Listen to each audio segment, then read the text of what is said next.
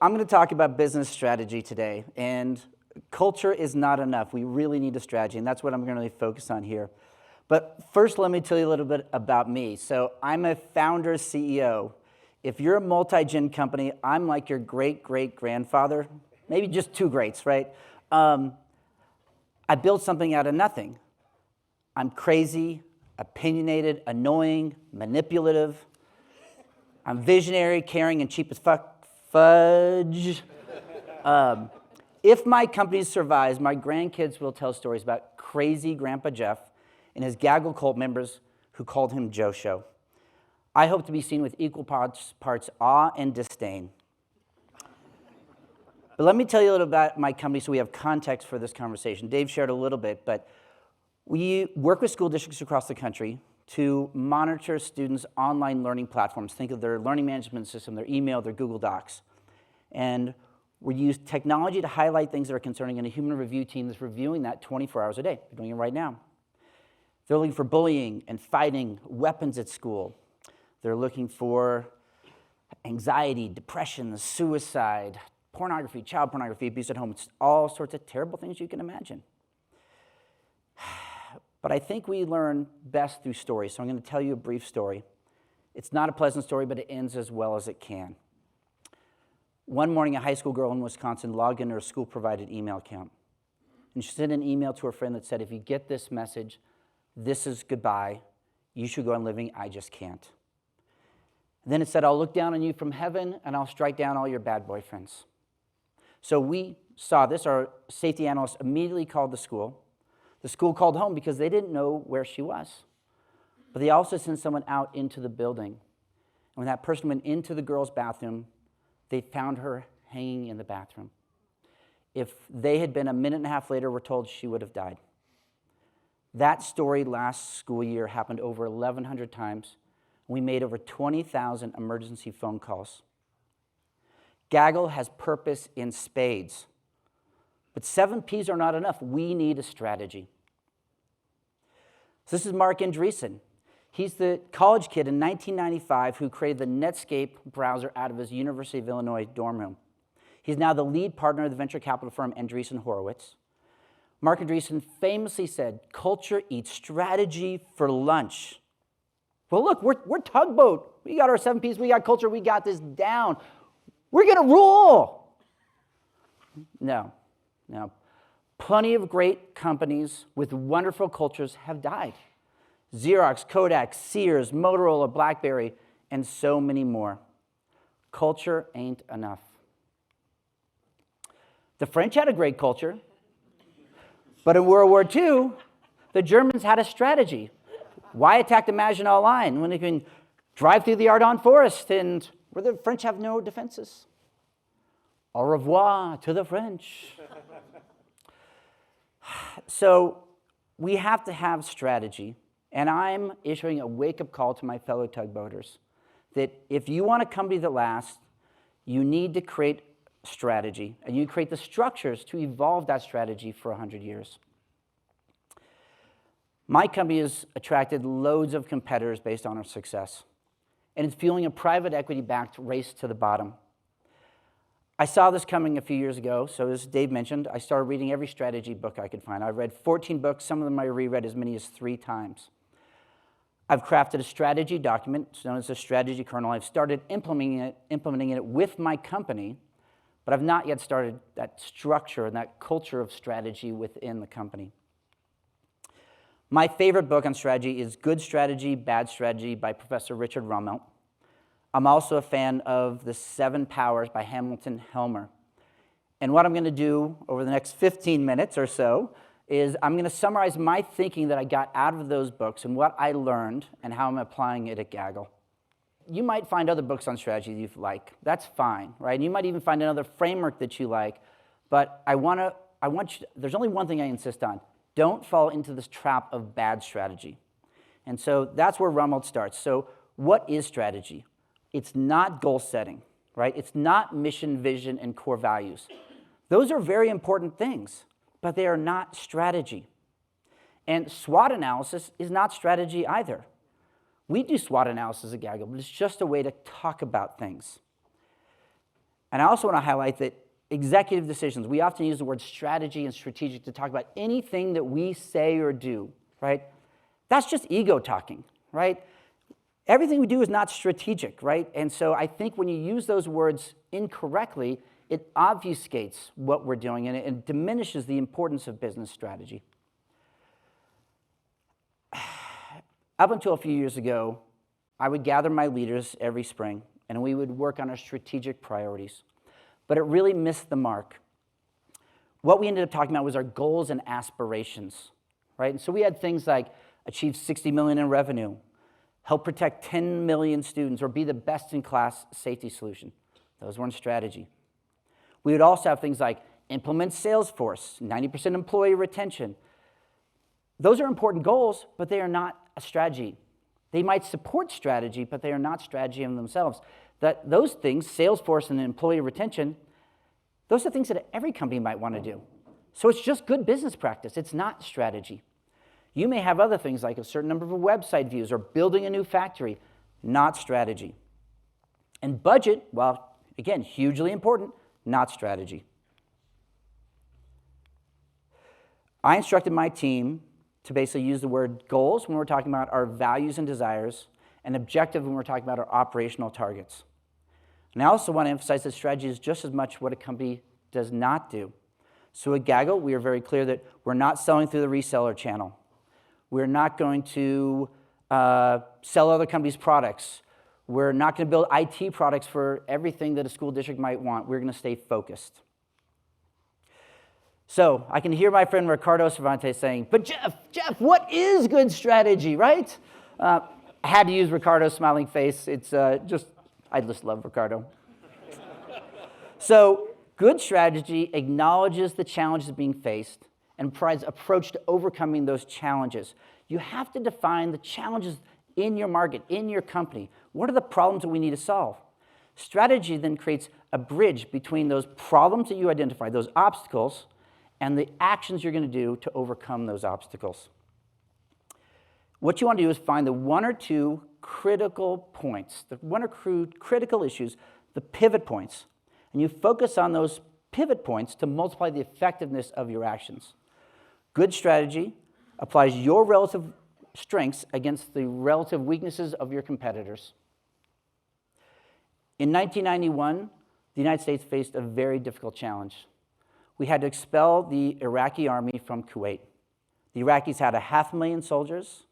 They had 4,000 tanks and 5 months to prepare. The prediction was for a 20-day war with 30,000 U.S. casualties. But General Norman Schwarzkopf had a plan. It was called the left hook. He had to identify the core issues, the critical factors in the situation he was facing, and then focus his actions to overcome those critical factors. So in this case, the critical factors were that larger army, that time to prepare, and the terrain. They had the desert on one side, and they were near civilian population centers. And of course, the United States did not want to create civilian casualties. On the U.S. side, the strengths were air power, satellite imaging, and logistics. So Schwarzkopf's plan was to secretly move the U.S. Army to the east and then invade through the desert, turning the desert into a weakness and getting behind the Iraqi lines. And what happened was the war wasn't 20 days, it was over in 3 days with less than 100 U.S. soldiers killed in combat. Now, strategy involves focus and therefore choice. You choose against some things. In this case, they chose not to have the Marines conduct an amphibious landing. So our 7 Ps are a source of advantage, but they're also a source of disadvantages and weaknesses. And now I can hear Dave Ward say, no, Jeff, 7 Ps, they're not a weakness. But for me, they were, right? So over the last 10 years, I've been competing against private equity-backed companies funded by endless amounts of cheap debt. And each time they would flip their portfolio company, it was based on top-line revenues, not on profitability. And I have to compete against these companies, and it made it very difficult. Now, the good news, if you think Peter Zion is right, that interest rates are high and going to stay high, and of course, we just heard this from Alan Bolio, right? This is going to become an advantage for us. And so I'm looking forward to this inflation and higher interest rates. I want to emphasize that strategy cannot be created by consensus. The so-called wisdom of crowds is false. The stock market represents the wisdom of crowds. And it gave us the dot-com boom and bust. It gave us the mortgage-backed security fiasco. More broadly, the wisdom of crowds gave us disco music and Milli Vanilli. I don't think I need to give you more examples that crowds are not wise, right? Strategy cannot be created by committee. It's deep, hard thinking. It's an intellectual process that's best conducted by a very small group of people well-versed in the concepts of strategy and the business. Expect resistance from your leadership team if you go down this path. They're all going to want to be in that group, but they're not all qualified. And they're going to want to copy the strategies of your successful competitors. But that's not strategy. Strategy is about doing something different. So Rummelt's book talks about creating a strategy kernel. This is his framework. So the first is a diagnosis, right? What's the critical factors in the situation? What are the problems we're trying to solve? What's going on? Then a guiding policy, which is an approach to overcoming those obstacles. And then a set of coherent actions. What are the steps we're going to take to implement that guiding policy? And a lot of the hard work happens here in the coherent actions. You have to come up with those steps. And then you have to implement those steps because having a strategy is not enough. You have to do it. Our 7 Ps are potential pivot points. I'm going to talk about just one of them here is people first. Right? So having a more engaged workforce can give you advantages. It could allow you to have more loyal customer base. It could allow you to charge premium prices. At Gaggle, my leadership team knows that we can hire higher caliber employees for lower salaries because they're attracted to our mission, our culture, and our stability. I should say also, you can do the opposite of being people first and being a low-cost provider, and then that's your strategy. But for me, and I think for all of us, we're people first. So the other book I mentioned that I really like is 7 Powers from Hamilton Helmer. And where Rummelt's book talks about the process of developing a strategy, what is good strategy and what's bad strategy. Helmer's book talks about 7 sources of competitive advantage. And what I'm going to do is I'm going to walk you through those 7 sources of advantage. And it's not about identifying those sources. How do you change your market? How do you change your circumstances by going after some of these 7 powers? So the first one is scale economies. It's more efficient to grow corn on 10,000 acres versus 100, half the cost. The next is network economies, right? The platform, the community is the power. And so here, think about Facebook and LinkedIn. If there weren't millions of users or billions of users on those platforms, they would have no value. Another example is Etsy. They have millions of buyers and sellers coming together, and that gives them power. It's useless without both groups. And of course, you can't easily replicate that. The next power is counter-positioning. So often, doing the opposite of what the successful companies do can be a successful strategy on its own. So in this case, I would cite 7-Up, declaring itself the Uncola. Or Vanguard, when they first came on the scene, they were the only low-cost mutual fund, and they killed it. Or Southwest Airlines going against the major players by being the first no-frills carrier. The next power is switching cost. Sometimes it's just not worth leaving. You might have a crappy product, but it's not worth leaving, right? We all experience this. My company uses a product called Paychecks for HR and payroll functions. I hate it. It's archaic. But my CFO loves it. It does a lot of little things that he needs. He's never going to let us leave Paychecks. Another example is Salesforce, right? We've integrated Salesforce with so many other systems, and we've customized it for our specific needs. If Salesforce raised their prices by a factor of 3, I'd probably be stuck paying it.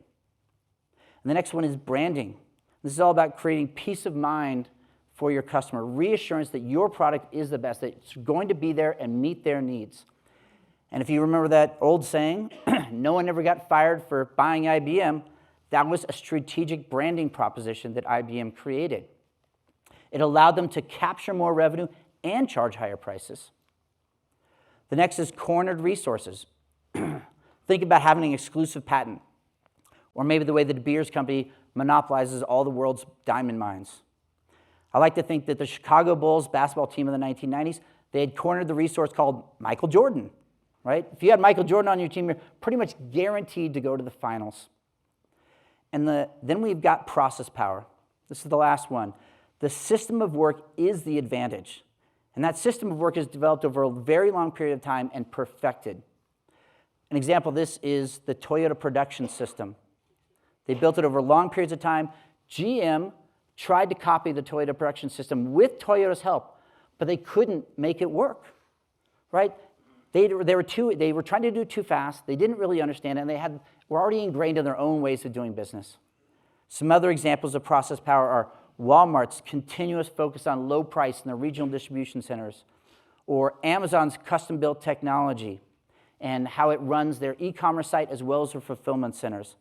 These are sources of process power, and I think this is a great one for us Evergreens because we're in it for the long haul. So let me walk you through Gaggle's, our strategy kernel. So first, our diagnosis.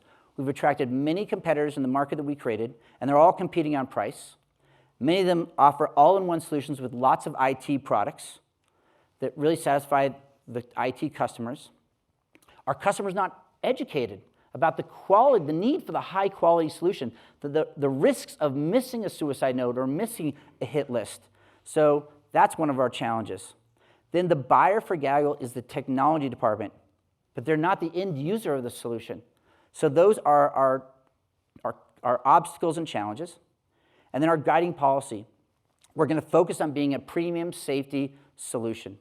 We're going to have higher prices and margins. And we're going to be the complete solution for student safety, mental health, and well-being, not just a monitoring tool.